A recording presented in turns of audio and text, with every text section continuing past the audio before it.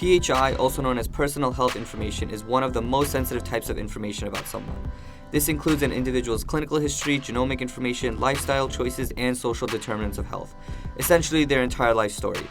With the rise of cutting-edge technology and the high degree of integration into healthcare, the ability to collect PHI on individuals is becoming easier and easier, and third-party companies are in on it too. But as we get more tech-savvy, we're blurring the lines between privacy and security, leading us to ask the question of how much data is too much, and what are the risks of collecting this much data? Hi, I'm Shaveen. I'm Yuban. I'm Isabel. And this is State of the Pod at Cornell, a podcast where science meets society. The healthcare industry has evolved immensely over the past few years, and much of that change has been driven by technology. From digital and clinical support systems to magnetic resonance imaging scanners to radiotherapy, future technological innovations are going to keep transforming healthcare. Specifically, wearable technology has weaved itself into society, so much so that Fitbits and smartwatches are seen as mainstream now, and the future of wearable devices shows no signs of slowing down. Piloted by the increasing demand of consumers to monitor their own health and to keep track of their own vital signs, the use of wearable technology has more than tripled in the last 4 years. However, there are concerns with the health data that these devices collect and what companies do with this data. And that's exactly what this podcast will focus on. Wearable health technology, the types of health data that these devices collect, and data privacy issues that surround these technologies. But before moving forward, I would like to introduce our very special guest speaker, Dr. Curtis Cole, Chief Information Officer of Weill Cornell Medicine and an expert on the intersection of healthcare and technology. It's a pleasure to have you here with us today, Dr. Cole. It's a pleasure to be here. Thank you very much for the invitation. We're going to start with a high-level overview of the big examples of healthcare and technology that you see, and then narrow our scope into wearable devices. But before we get into that, why don't you tell us a little bit about your role as CIO at Weill Cornell Medicine and a little bit about your professional experience in the intersection of healthcare and technology? Well, I am trained as an internist. I actually went to medical school here at Cornell. And then following that, I trained in medical informatics, and I was involved in the implementation of the first electronic medical record at what was then called New York Hospital, and then came to Cornell and installed the EHR here. More recently have taken on the whole IT department as CIO. So it's all three missions: education, clinical care, and research, as well as all of the administrative systems for all three missions. And then the core IT systems, the network, the email, the help desk, all of that stuff is all within my scope. I do continue to practice medicine. I am involved in research, and I do also work a lot in education. I have an appointment over at Cornell Tech where I do a lot of mentoring for the students who are developing young technology companies, particularly in the healthcare space. That's an incredible background, Dr. Cole. We're really excited to hear what you have to say about these personal health devices. So let's get started with a high-level overview. What are the biggest examples of tech that you see in the healthcare field right now? Well, big technology companies have been involved in healthcare for a very long time. The biggest engineering firms in the world, companies like General Electric and Siemens and Philips, some of their biggest business lines are actually in healthcare. So you see them as, you notice them when you walk into the hospital or when you're a patient, because they're the ones who build the MRI scanners, the CT scanners, the heart monitors, all of that kind of technology. More recently, we have seen the software taking dominance inside of hospitals. So those are the electronic medical record systems like Epic and Cerner are the big names. But then there's dozens and dozens, hundreds and hundreds of others that are involved as well. And actually, some of the biggest ones, of course, are on the financial side. In fact, the first use of computers in healthcare at scale was really about billing, and that remains one of the biggest use cases today. And it actually remains very important for anyone who's interested in clinical systems as well, or research systems, because you have to often integrate with those systems in order to make the workflows work. And of course, if you want to be a successful business, you have to be cognizant of how you're going to make money. And therefore, you have to be cognizant of how your customers are going to make money. So hospitals and doctors, although we may be mission driven, as they say, no money, no missions. So if you're going to build a successful technology company, you have to be cognizant of the business of medicine as well. So those systems all play a big role. So it's a lot around, the revenue cycle, diagnostics, and treatment systems. Right, and it's clear to see that there are a ton of tech companies in the health industry right now. But with all these companies, what makes a tech company successful in healthcare? And more importantly, why have so many failed? Well, it's interesting to me how many really big companies consistently lose money in healthcare. And I think one of the reasons that they do is that many of these companies are either financially driven or they're driven purely from the engineering side of the house. And they don't have enough clinical leadership. And I think the companies that actually do the work of understanding healthcare workflows, understanding the healthcare business, those are the companies that succeed. If you have a company that thinks that they're brilliant and that they know how to digitize everything and transform everything with an app or with their website or whatever their whiz-bang technology is, and they arrogantly march into healthcare, they almost always fail. Google's lost $1 gazillion. Of course, IBM just famously had to sell out the Watson program, which was the right idea. You know, their vision was correct, but they completely oversold it because they didn't actually understand the healthcare processes that they were trying to automate. And that story, just go back decade by decade, and you can find the hulks of big companies that have lost money because they just didn't bother to do the work to figure out how healthcare actually works. Now we want to pivot to talking about specific wearables. First, before we do that, it's important to define what quantified self is. This is the process of garnering data specific to oneself in regard to health and well-being by using wearable devices and other technology. Some of the well-known quantified self-specific devices would be the Apple Watch and Fitbit watch. These technologies have sensors that track movement, blood oxygen sensors, electrical heart sensors, and optical sensors. Applications of these tech include basic fitness tracking, blood oxygen level tracking, ECGs, step count, and sleep patterns. And this is also important for basic fitness tracking, stress management, skin temperature, sleep, and it's FDA cleared to be an ECG and electrodermal activity. Reliability and accuracy of these devices is essential for the service they are required for. That being said, we were wondering exactly how do these wearables collect health data on us? So a lot of these devices are gathering a lot of data, and the data may be reliable. In other words, if you measure whatever it is you're trying to measure today, and then you measure it tomorrow, you'll get the same answer, okay? But they're not necessarily valid. Okay, so a good example of that is my Apple Watch, which I'm wearing right now. And according to my Apple Watch, I have a pulse ox, or an oxygen saturation in my blood of 93%.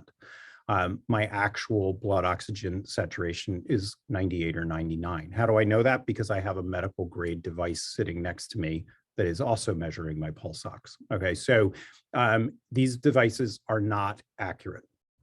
So now an even more fundamental point, though, is the data that they are measuring meaningful?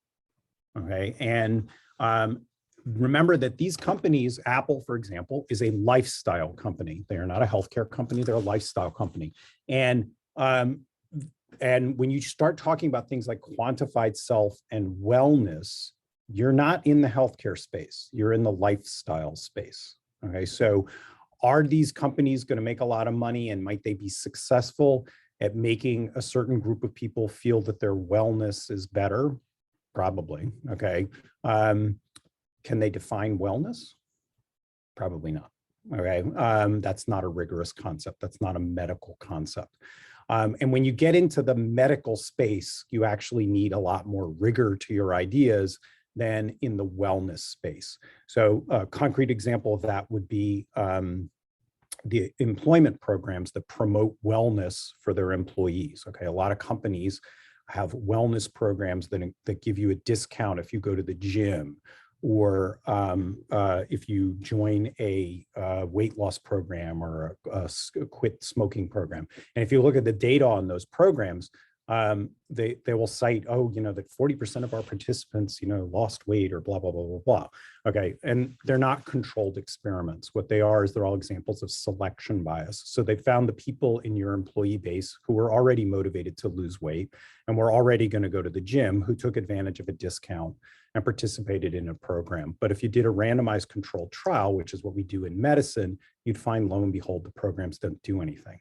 And that's the kind of thing that scares off companies like Apple and Google, is doing rigorous randomized controlled experiments.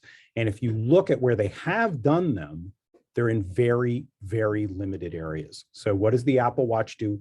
It, in terms of monitoring your heart, it detects whether or not you might maybe have atrial fibrillation. That's it. It's the only thing it does. Okay. So that's not particularly exciting. Okay. They've sold millions and millions of those devices, and I'm sure that they can point to 6 lives that they've saved. That doesn't particularly excite me. Now, does that mean that someday we might not get to a point of where wearable devices can actually, do meaningful things? I absolutely believe we are headed in that direction. But the vast majority of what's coming out today are either just sort of kind of interesting, perhaps fun, lifestyle devices that for the right group of people might help them do something that they already were ready to do, or they're Theranos. Okay, they're hype, they're junk science. They don't actually do what they claim to do. We are getting there. Okay, so there are devices now, for example, that are beginning to be able to monitor blood sugar in a slightly less invasive way than we are accustomed to. Oxygen saturation is an example. I mean, when I was a resident, pulse oximetry was brand new. It was very difficult and expensive. Now you can buy a reliable pulse oximeter for $35. We haven't figured out how to normalize it by race or skin color, more accurately. So it's got all sorts of problems before you can really use it clinically. But that's an example of a device that's getting ubiquitous and can be useful at scale. But we've got to pace ourselves here and figure out what realistically you can and cannot do. Let me just make one other point, which is just keep in mind that these devices are generating an enormous amount of mind-numbingly boring data. And so if you are interested in this field and you want to build a career for yourself, you should think about who's going to process that data, because I guarantee you it isn't going to be your doctor. Your doctor doesn't want to know how many steps you took today, the day before that, and the day before that. In fact, they don't even want to know your blood sugars, right?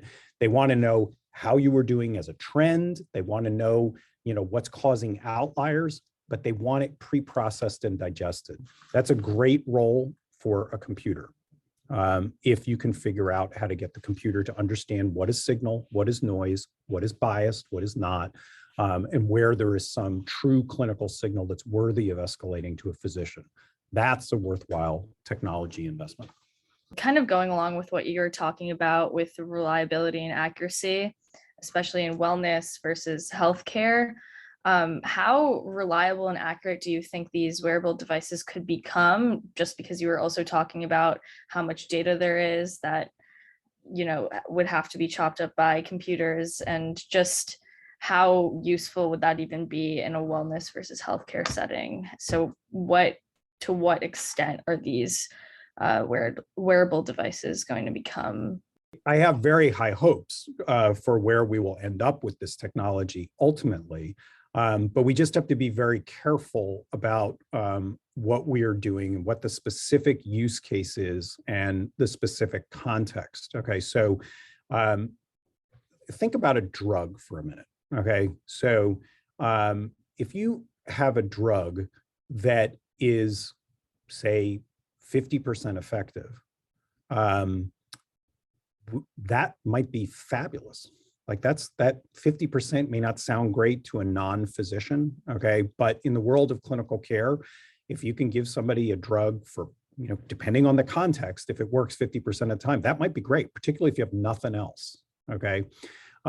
So you don't have to have, perfection in order for something to be clinically useful.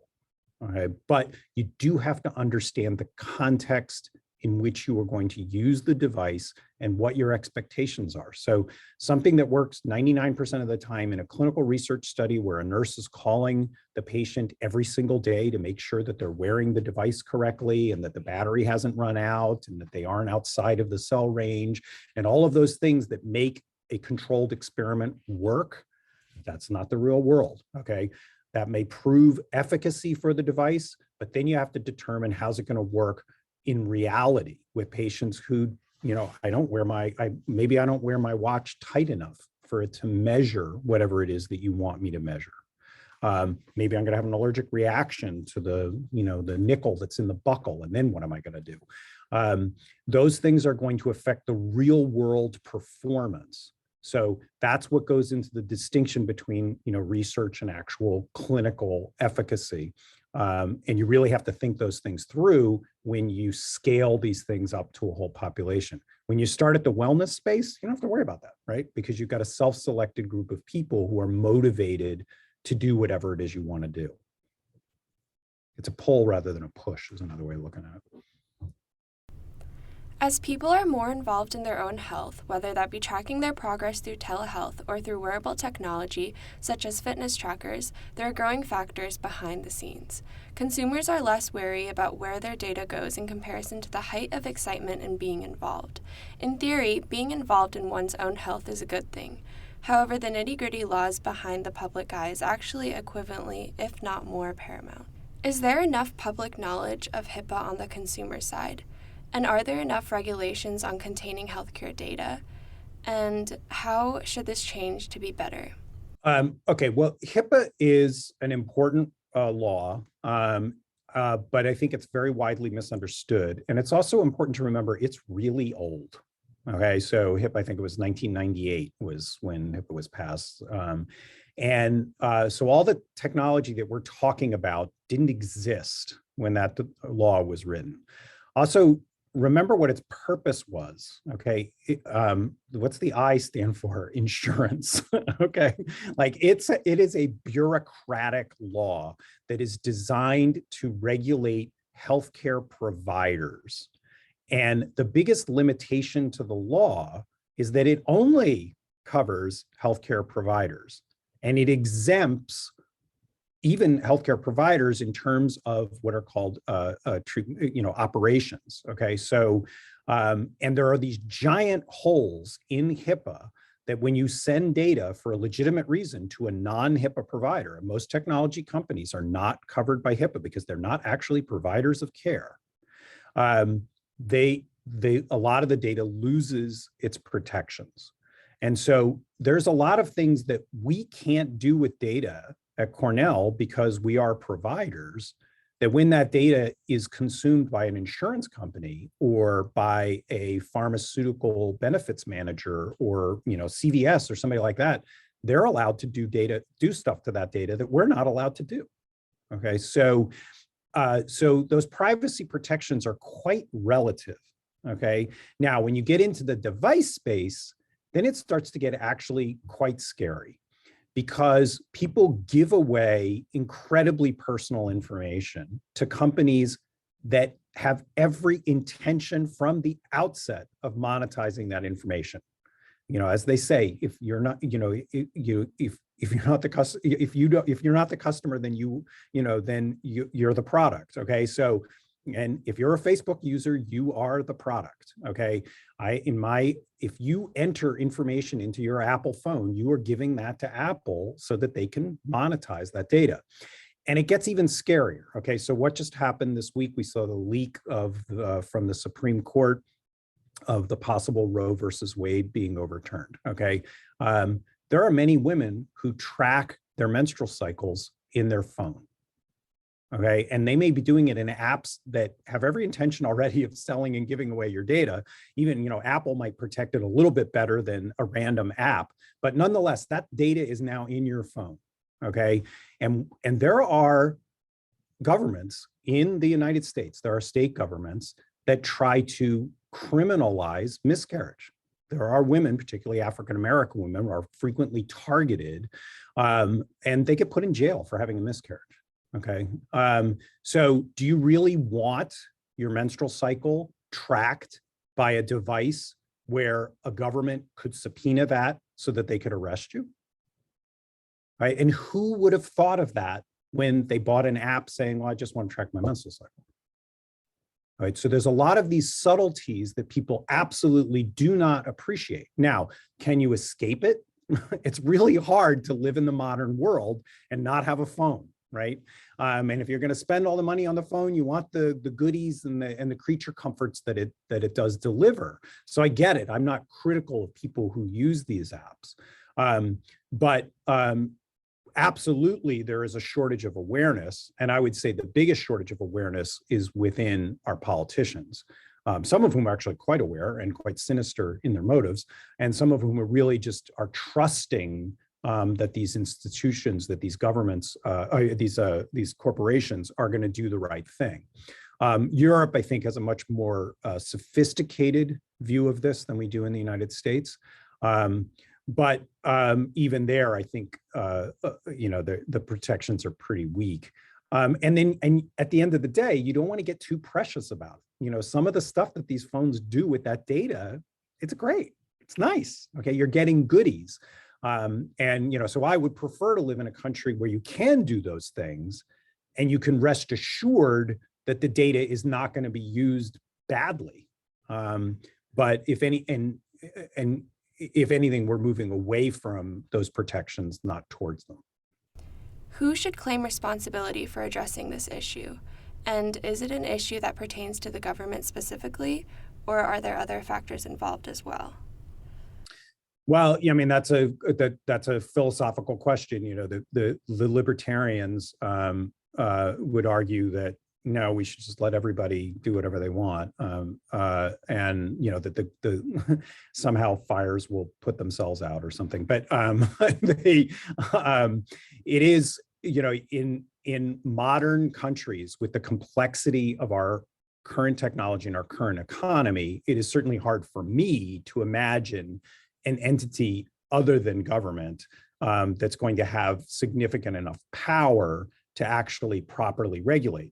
But one thing that I agree with the libertarians on is that with that power comes great responsibility. And the problem is that when the government has that responsibility, if they are a responsible government, that's great. And if they are an irresponsible government, it's horrible.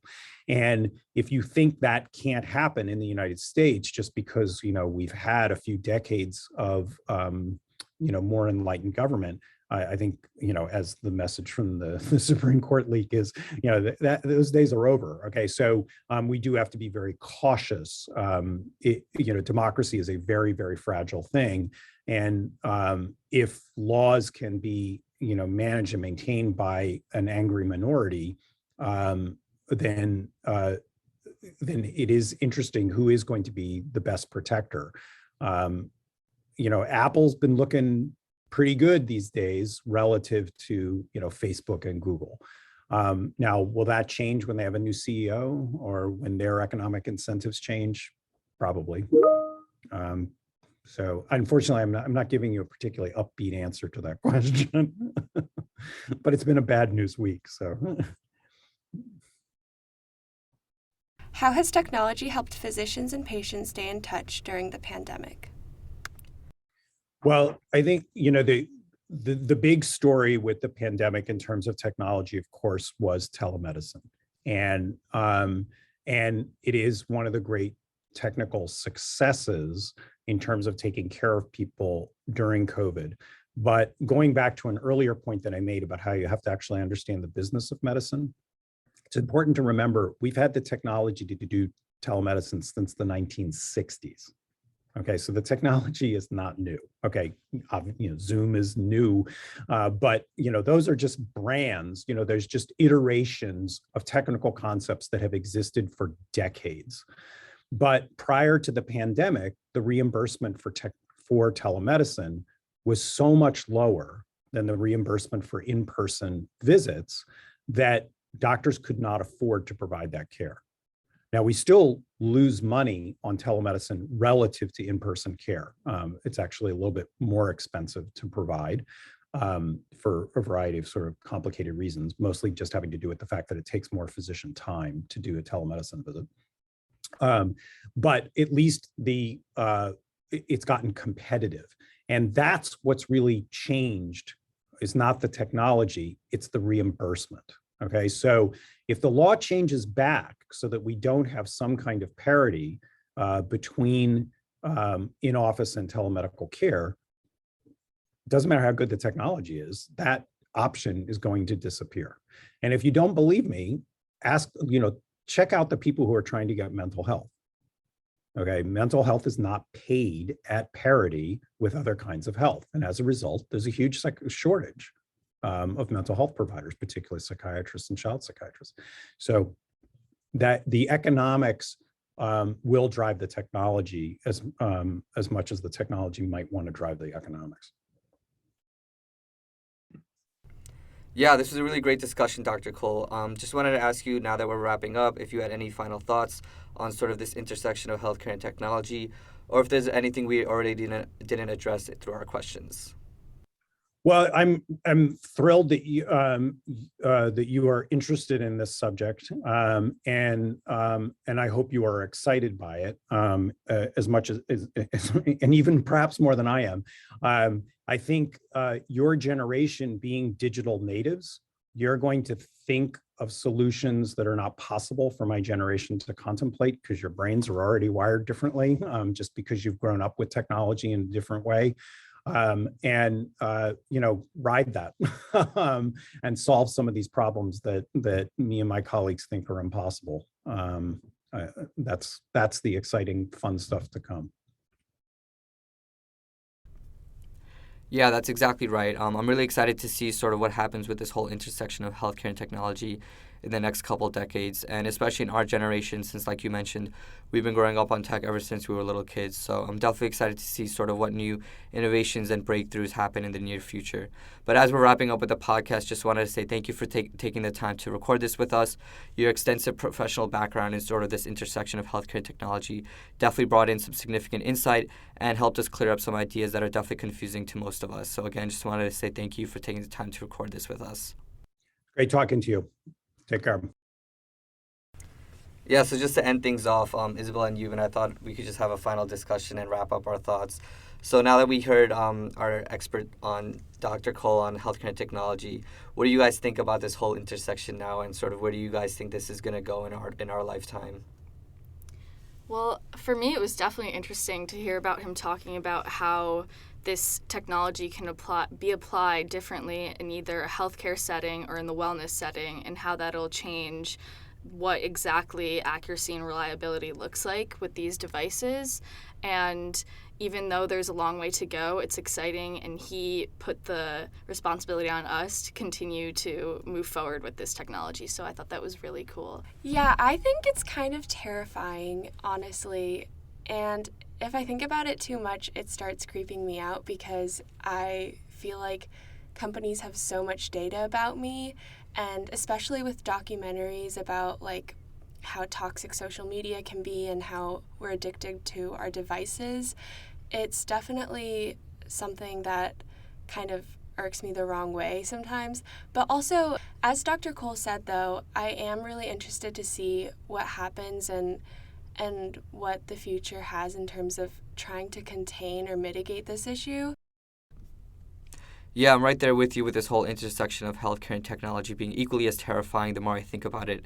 And I feel like we're just, talking about the tip of the iceberg here, especially with the rise of, artificial intelligence and machine learning. It's going to be pretty scary to see how far we push these technological advancements in healthcare and just see, what happens down the road. But it was also interesting for Dr. Cole to talk about, HIPAA and how ineffective that is in terms of, what people think as data privacy and data security. It was interesting how he talked about, HIPAA was mainly written with an insurance mindset, and how it was written, decades ago, and obviously is not sort of keeping up to date with the technological advancements that are happening now, and what's going to happen down the road. So that was definitely pretty insightful, and something that a lot of people think sort of protects them. But as he mentioned, we're kind of signing away our right for this data when we're giving it to companies like Apple, Fitbit, especially on our iPhones and other personal wearable devices. So I thought that was definitely significant, something I learned from this podcast as well. So I just want to say thank you to your producers, Isabel, Euban, and Shaveen, and our executive producer, Adele, and a special thank you to the Milstein program and the investigative biology unit for the recording equipment and the software used to create this podcast. And again, this was State of the Pod at Cornell, a podcast where science meets society.